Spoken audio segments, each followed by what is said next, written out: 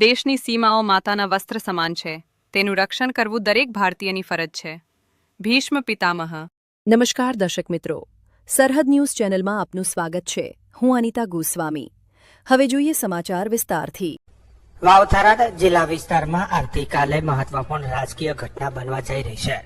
સુપ્રસિદ્ધ યાત્રાધામ ઢીમા ખાતે નવનિર્મિત ધરણીધર તાલુકા મથકે રાજ્યના મુખ્યમંત્રીનું ભવ્ય આગમન નિર્ધારિત થયું છે. ઢીમાને ધરણીધર તાલુકા તરીકે જાહેર કર્યા બાદ પ્રથમવાર મુખ્યમંત્રી અહીં આવી રહ્યા હોવાથી સ્થાનિકોમાં ભારે ઉત્સાહ જોવા મળી રહ્યો છે.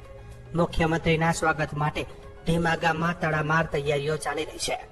માર્ગ વ્યવસ્થા, મંચ નિર્માણ અને સુરક્ષા વ્યવસ્થા સહિતના તમામ આયોજનને અંતિમ સ્વરૂપ આપવામાં આવી રહ્યું છે. મુખ્યમંત્રી પોતાના કાર્યક્રમ દરમિયાન સુપ્રસિદ્ધ યાત્રાધામ ખાતે ભગવાન ધરણીધરના દર્શન કરીને આશીર્વાદ લેશે અને ત્યારબાદ ભવ્ય જનસભાને સંબોધન કરશે. આ કાર્યક્રમમાં મોટી સંખ્યામાં લોકો ઉમટવાના છે. ત્યારે સ્થાનિક સ્વરાજ્યની આવનારી ચૂંટણીને ધ્યાનમાં રાખતા મુખ્યમંત્રીનો આ પ્રવાસ રાજકીય રીતે પણ અત્યંત મહત્વનો માનવામાં આવી રહ્યો છે.